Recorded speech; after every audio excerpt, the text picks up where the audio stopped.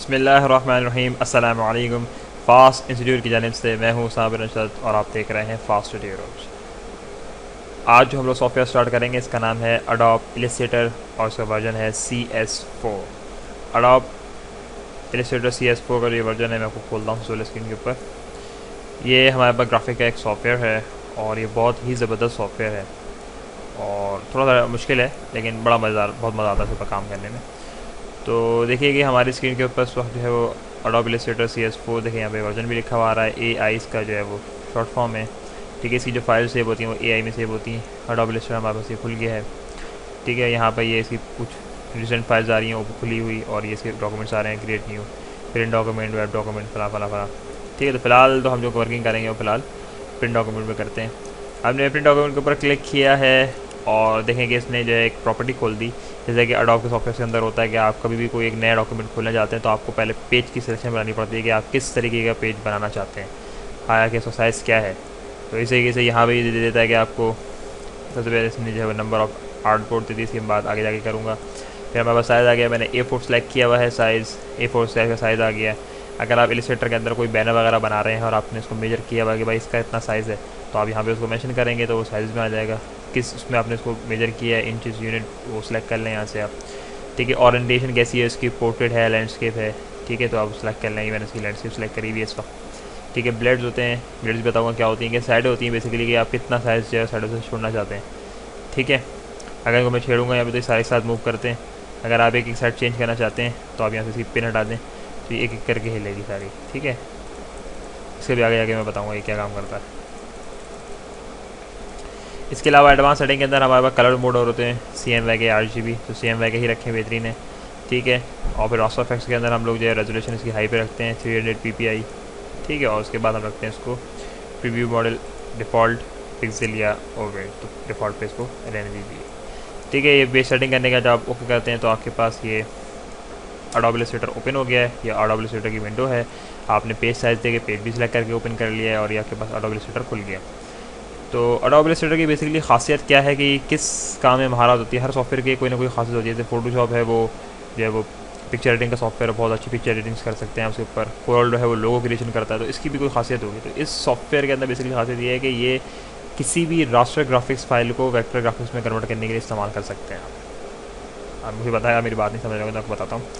देखिए, raster graphics और vector graphics का डिफरेंस आपको पता है, वो पिक्सल पे काम करते हैं, ये लाइन बेस्ड ग्राफिक्स होते हैं, बहुत हैवी फाइल्स होती हैं।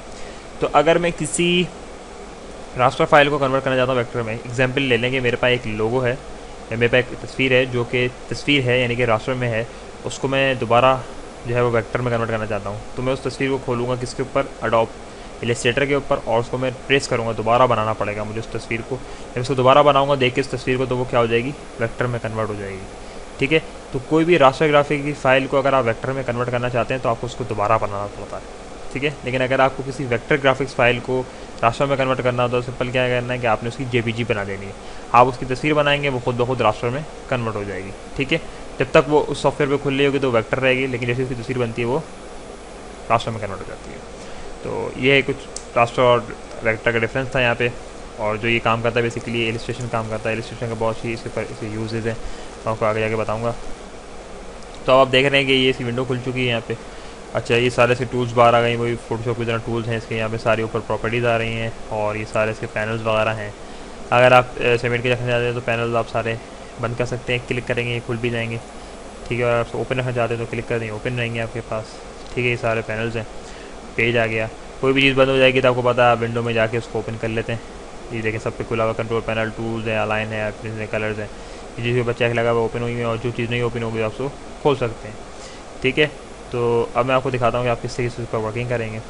अच्छा, अब आप देखें कि अडोब के अंदर हमेशा 2 कलर्स होते हैं, तो यहाँ भी 2 कलर्स दिए हैं। अब यहाँ पे फोटोशॉप की तरह 2 कलर्स नहीं है, बेसिकली क्या है कि ये जो कलर है बेसिकली इसका ये फिल कलर है, और ये जो है नीचे वाला ये आउटलाइन कलर कहलाता है। ठीक है, नीचे वाला कलर आउटलाइन होता है, ऊपर वाला कलर फिल कलर होता है। अगर मैं एक शेप बनाता हूँ तो आप देखेंगे इस शेप की जो प्रॉपर्टीज़ है, आउटलाइन इसकी ब्लैक है और फिल कलर इसके अंदर से वाइट है। ठीक है, तो मैं इसको अगर किसी कलर में कन्वर्ट करना चाहता हूँ तो मैंने इसको कलर में कन्वर्ट करके देखते हैं। ठीक है, मैंने इसको सेलेक्ट किया है और मैंने ग्रीन कलर दिया, और आउटलाइन सेलेक्ट करके मैंने इसको ब्लू कलर दे दिया। सेलेक्ट करना पड़ेगी आउटलाइन पहले, ये देखिए मैंने जूम किया है इसको, ये देखें इसकी आउटलाइन अब आप देख रहे होंगे कि इसका जो आउटलाइन कलर ब्लू हो गया और फिल कलर से ग्रीन हो गया। तो इस तरीके से मैं किसी भी ऑब्जेक्ट्स को जो है वो कन्वर्ट कर सकता हूँ। ठीक है, इसकी जो फिट टू पेज की शॉर्टकट की हुआ है कंट्रोल 0 करते हैं तो आप फिट टू पेज हो जाता है। बाकी जूम वही पे वर्किंग कैसे करते हैं। ठीक है, कंट्रोल+ से ये जूम करता है, कंट्रोल- से ये जूम आउट करता है, और कंट्रोल 0 फिट टू पेज है इसका। ठीक है, इसके अंदर सीन ये होता है कि ये कोरल की तरह काम नहीं करता। अगर मैंने 2-4 ऑब्जेक्ट्स बनाए जैसे मैं इसकी कॉपी निकालता हूँ, कॉपी निकालने का सेम तरीका ऑल्टर दबाएं आप फोटोशॉप की तरह, ये से कॉपी निकल आती है। ठीक है, ये देखिए मैंने कॉपी निकाल ली। अब ये 4 ऑब्जेक्ट हैं, अगर एक 4 में से मुझे इसको सिलेक्ट करना है तो आप देखो कोरल ड्रॉ के अंदर आपको इस तरीके से सिलेक्ट करना पड़ता था, आपको पूरा ऑब्जेक्ट को लेना पड़ता था तो सिलेक्ट होता था। लेकिन इसके अंदर क्या होता है कि इलस्ट्रेटर के अंदर अगर आप ज़रा सा भी इसको ले लेंगे तो सिलेक्ट हो जाएगा।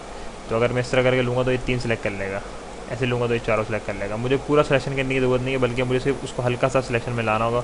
जिस भी ऑब्जेक्ट को मैं हल्का सा सिलेक्शन में लाऊंगा वो सिलेक्ट हो जाएगा। ठीक है, तो ये हमने इस तरीके से इसके अंदर चीज़ सेलेक्ट कर सकते हैं। यहाँ पर इसका जो ये टूल है सिलेक्शन टूल है, और ये डायरेक्ट सिलेक्शन टूल है, ये V से आता है, ये A से आता है। ठीक है, इन दोनों का भी थोड़ा सा डिफरेंस भी बता देते हैं आपको ये क्या काम करते हैं। इसके अलावा अगर आपको शेप्स बनाने होते हैं तो आप जाते हैं रेक्टेंगल ले लेते हैं, क्लिक करके रखना है, आप क्लिक छोड़ना नहीं, क्लिक छोड़ेंगे तो ये बदल जाएगा। लेफ़्ट क्लिक करके रखें और जिस पे भी टूल पे लेके जाना वहाँ ले जाएँ और क्लिक छोड़ दें तो ये आपको सेलेक्ट कर लेगा उसको। इस तरीके से मैंने को सिलेक्ट किया है। ठीक है, और इसके बाद मैंने इसकी मूव टूल लिया। ठीक है, और इसकी मैंने कॉपी निकाली और ये देखें कंट्रोल D। ठीक है जी, कोरल की तरह ये वर्किंग करता है। कोरल की तरह अगर आप सब काम करना चाहते हैं तो कोरल की तरह भी करके दिखाएगा आपको। ठीक है, तो अब आते हैं अपनी डिज़ाइन की तरफ। अब हमें एक घर टाइप बनाना है और उस घर को हम किस तरीके से बनाएंगे देखते हैं, आइए। तो मैंने एक बॉक्स बनाया है। ठीक है, अब मुझे क्या करना है कि रूलर खोलना है, तो मैं करता हूँ कंट्रोल R करने के बाद मैंने इसको सेलेक्ट किया, ये इसका मिडिल पॉइंट आ रहा है और ये रूलर निकाल के मैंने इसे मिडिल पॉइंट में रख देना है। ठीक है, ये मैंने इसका मिडिल पॉइंट निकाल लिया है, इसका मिडिल पॉइंट है। ठीक, अब इसके मिडिल पॉइंट के ऊपर मुझे यहाँ पे एक और नॉब ऐड करानी है। जब हम स्क्वायर बनाते हैं तो उसके 4 कोने होते हैं। अब इसके 4 कोने हैं, ये कोनों से तो मूव कर सकता है, लेकिन मुझे बीच में भी इसका जो है पॉइंट ऐड कराना। तो मुझे यहाँ से एक टूल है पेन टूल के अंदर, ऐड एंकर पॉइंट टूल, आपको फोटोशॉप में शायद मैंने बताया हो। ऐड एंकर पॉइंट टूल ये लेते हैं और ये क्या करता है कि पॉइंट ऐड करा देता है। मैंने यहाँ पे क्लिक करा, ठीक है, क्लिक किया, मैंने पॉइंट ऐड करा लिया। और इस पॉइंट को सिलेक्ट करने के लिए मेरे पास टूल है direct selection tool. Move tool लूँगा तो पूरा ऑब्जेक्ट सेलेक्ट हो जाएगा, डायरेक्ट सिलेक्शन टूल लूँगा तो सिर्फ ये हिस्सा सेलेक्ट होगा। ठीक है, ये देखें सिलेक्ट हो गया। अब ये जो है ये ऊपर उठ रहा है। ठीक है, अगर मैं फिट टू स्क्रीन कर लूँ तो आपको ये बाकायदा नज़र आएगा कि ये ऊपर उठ रहा है। ठीक है, तो मैंने ये घर की तरह जो है वो एक इसको ऊपर उठाने की कोशिश की थोड़ी सी, और इस तरीके से मैंने इसको ऑब्जेक्ट बनाया। ठीक है, ये मैंने एक ड्रॉ कर लिया। इसके बाद अब मैं क्या करता हूँ कि मैं कलर चेंज करता हूँ इसके, और इसको मैं एक पट्टी बनाता हूँ यहाँ पे, और डायरेक्ट सेलेक्शन टूल लेके इसके ये वाले हिस्से जो है वो नीचे कर देता हूँ। ठीक है, और अब इसको मैं रखूँगा इसके ऊपर, ये इसका शेड टाइप है घर का। ठीक है, अब देख रहे हैं आप थोड़ा सा जो है ये ऊपर होगा वापस। ठीक है, मेरे को लेवल में आना चाहिए इसके, ये लेवल में आ जाएगा तो इसको हम लेवल में रख लेते हैं। ठीक है जी, ये आ गया है। दोबारा सेक्शन टूल लेते हैं।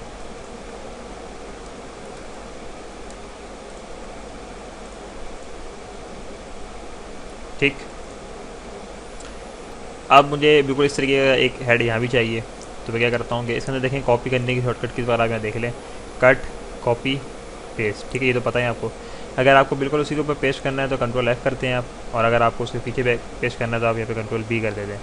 ठीक है, कंट्रोल F कंट्रोल B से अगर आपके काम होते हैं। तो मैंने उसको सेलेक्ट किया है, कंट्रोल C कर लिया कॉपी। ठीक है, कंट्रोल C कॉपी करने के बाद मैं इसको पेस्ट करता हूँ कंट्रोल F के, देखें ये कॉल शॉर्टकट निकल है। ठीक है, कंट्रोल F करने के बाद अब मुझे इसको घुमा के लाना है, यहाँ रखना है। ठीक है, तो यहाँ पे एक टूल होता है हमारे पास जिसका नाम है रिफ्लेक्शन टूल। ठीक है, रिफ्लेक्शन टूल यहाँ से हम ले लेते हैं। एक रोटेट एक रिफ्लेक्शन है। रिफ्लेक्शन टूल लिया मैंने, और रिफ्लेक्शन टूल लेने के बाद मैं यहाँ पे क्लिक करूँगा पहले। ठीक है, यहाँ मैंने क्लिक किया है और उसके बाद उसको मैंने शिफ्ट प्रेस करके शिफ्ट दबा के रखा है और उसको यहाँ ला के छोड़ दिया। तो ये देखें इसका इसने रिफ्लेक्ट कर दिया, इसको घुमा दिया। ठीक है, तो ये हमारे पास रिफ्लेक्शन टूल होता है। इस तरीके से हमने इसकी रिफ्लेक्शन बना ली।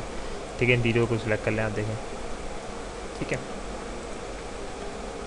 अब मुझे इसके लिए एक खिड़की बनानी है। ठीक है, खिड़की बनाने के लिए क्या करता हूँ मैं कि मैं यहाँ पे डिफ़ॉल्ट कर देता हूँ। ठीक है, आउटलाइन चाहिए ब्लैक, आउटलाइन इसकी हम ले लेते हैं ये वाला कलर। ठीक है, फिलहाल वाइट ही जाने देते हैं, और अगर आप चाहते हैं फिल कलर तो आप फिल कलर का येलो ले लें। ठीक है, तो ये हमने बना लिया एक। अब इसके अंदर मैंने कॉपी करी, Ctrl+C, Ctrl+F। ठीक है, ये आ गया एक हिस्सा, और मैंने इसका सेशन टूल लिया और सेलेक्ट करा।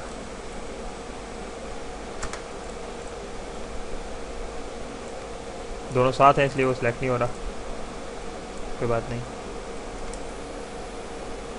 हम तो सिलेक्ट कर लेते हैं। ठीक है, और उसको कलर दे देते हैं हम। ठीक है जी, Ctrl+C, Ctrl+F, reflection tool, reflection निकल आई, और शिफ्ट दबा के सामने कट कर दिया। ठीक है, थोड़ा सा बाहर हो गया तो अंदर ले आते हैं दोबारा।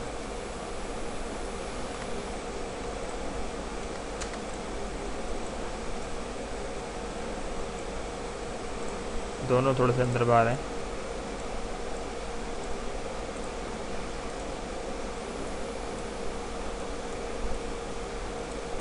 ठीक है, अब इसके ऊपर एक मैं कर लेंगे, हम बाद में सेट कर लेंगे, कोई इतना इशू नहीं है कलर का। ठीक है, तो अब कलर भी बिल्कुल वेरीफाई कर रहे हैं।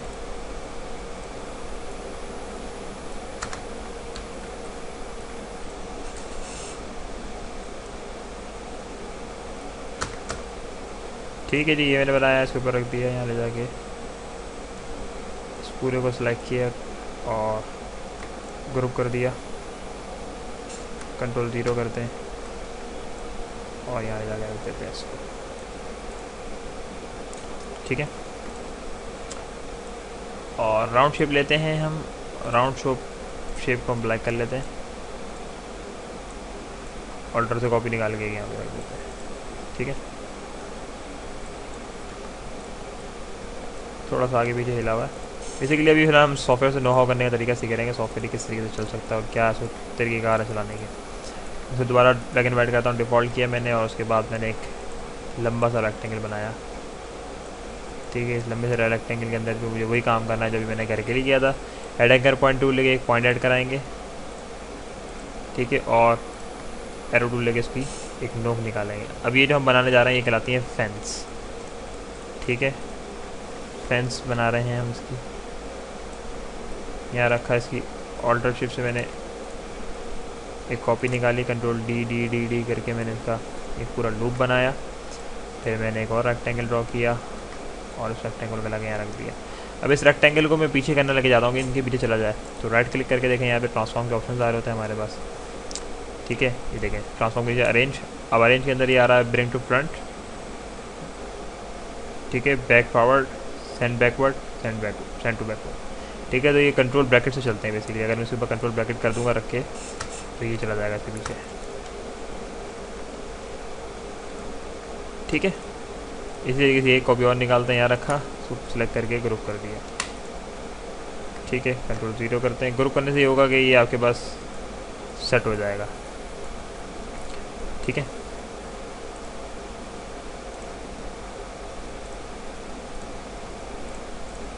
अनग्रुप करें वरना कलर नहीं होगा।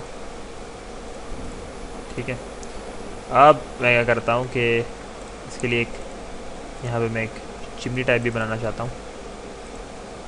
ठीक है, ये मैंने बनाई है चिमनी इसकी। ठीक है, इस चिमनी का कलर मैं देना चाहता हूँ डार्क ब्लू। डार्क ब्लू मैंने उसको कलर दे दिया। उसके ऊपर मैं आउटलाइन देना चाहता हूँ ब्लैक कलर की, और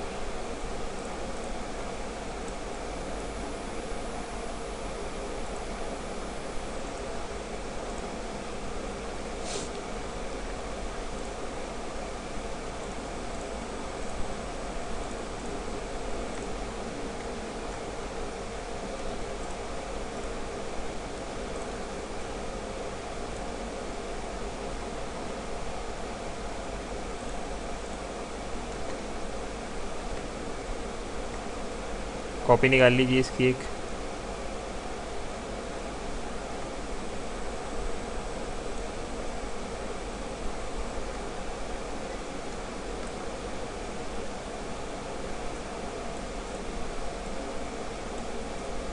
ठीक है, कंट्रोल जी कर लें इसको, इसके अंदर ले जाके रखें।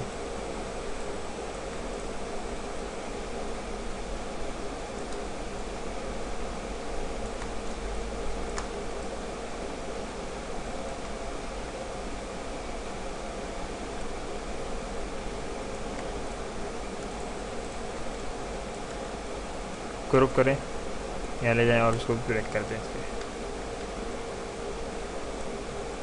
ठीक है, ये चीज़ ड्राइंग थी हमारी जो हमने ड्रॉ करी। अब हम सारा काम जो है वो वेक्टर से करेंगे, यानी कि ग्राफिक्स से करेंगे। किस तरीके से कर सकते हैं देखिए, मैंने एक येलो कलर लिया है और इस येलो कलर से मैं बेसिकली धूप टाइप ड्रॉ करना चाहता हूँ। मैंने इसके ऊपर बना दिया। ठीक है, अब सारा काम जो है इसका बना बनाया होगा। सेंड टू बैकवर्ड हो गया। इसी की एक कॉपी निकाल लेते हैं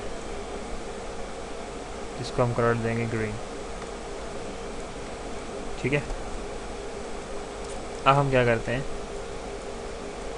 कि यहाँ पे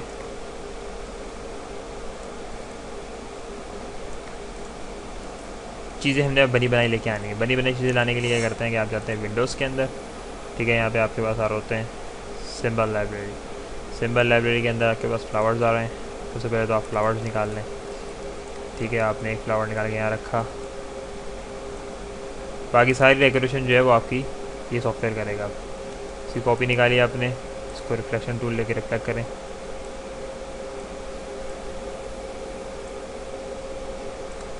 ठीक है, ये रख दिया आपने यहाँ पे।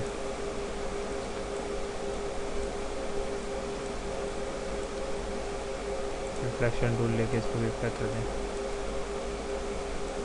ठीक है, इसके अलावा आप यहाँ पे तो पानी भी होते हैं। ग्रास लानी है, मैंने फ़िलहाल मैं ग्रास लेके आता हूँ। 2-3 में पत्ते यहाँ डाल देता हूँ फुल। ठीक है, मैं दोबारा आता हूँ विंडोज़ के अंदर, ग्राफिक्स लाइब्रेरी के अंदर जाता हूँ। यहाँ पे होता है नेचर। कहाँ है? ठीक है जी, नेचर सिंबल्स आ गए। यहाँ से हम निकालते हैं ग्रास।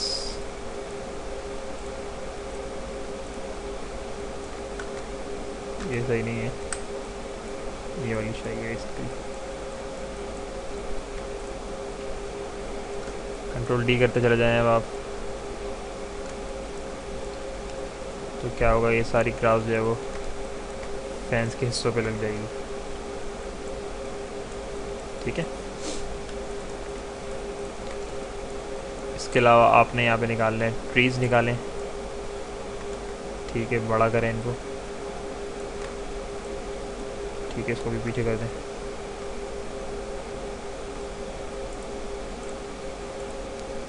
सेंड टू बैकवर्ड, इसको भी सेंड टू बैकवर्ड करें। ठीक है, सेंड टू बैकवर्ड करने से होता है कि वो डायरेक्ट पीछे चला जाता है, वरना एक एक स्टेप पीछे जाकर जाएंगे। हर एक चीज़ के एक स्टेप पीछे जाएंगे, वो थोड़ा सा टाइम लग जाता है। ठीक है, ये आपके पास लोकेशन आ गई। ठीक है, और अगर आप बादल वगैरह देना चाहते हैं तो बादल भी मौजूद हैं यहाँ पे। ठीक है, और एक ऑरेंज कलर एक छोटा सा, अगर हम यहाँ पे सूरज दे देंगे विदाउट लाइन।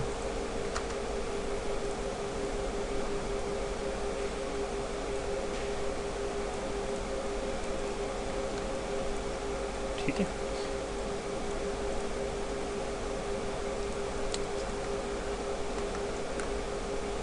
तो ये देखिए जी, ये हमारा एक वेक्टर का भी सॉफ्टवेयर हो गया। देखिए कितना आसान आपने काम किया। आपने कुछ भी नहीं किया मेरे ख्याल से, सिर्फ 2-4 चीज़ें ड्रॉ की हैं, शेप्स ड्रॉ की हैं। तो बाकी सारा काम जो है वो इलस्ट्रेशन ने किया है, सारी चीज़ें इसकी बनी बनाई मौजूद हैं। इसके अंदर सबसे बड़ा फ़ायदा ये है कि आपको सारे सिम्बल्स बने हुए मिलेंगे। हम हर क्लास के अंदर सिम्बल्स इस्तेमाल करके काम करेंगे। बेसिकली सिम्बल्स आपको बताना चाहिए कहाँ कहाँ कैसे कैसे सिम्बल्स पड़े हैं, जो आपकी डिज़ाइनिंग के अंदर बहुत ज़्यादा आपको हेल्प करते हैं। ठीक है, इसके अलावा आप अपने अगर आपने कुछ चीज़ बनाई है तो आप उसको भी एज अ सिंबल सेव कर सकते हैं। ये भी आपको सिखाऊंगा कि आप किस तरीके से कोई चीज़ को बनाकर अपने सिंबल के अंदर सेव कर सकते हैं। तो ये हमारी भी पहली क्लास थी, फिर इंशाल्लाह मज़ीद क्लास के अंदर आपको बहुत कुछ और सीखने को मिलेगा। तो इसी के साथ मुझे इजाज़त दीजिए और अपना बहुत ज़्यादा ख्याल रखिए। अस्सलामु अलैकुम वरहमतुल्लाह।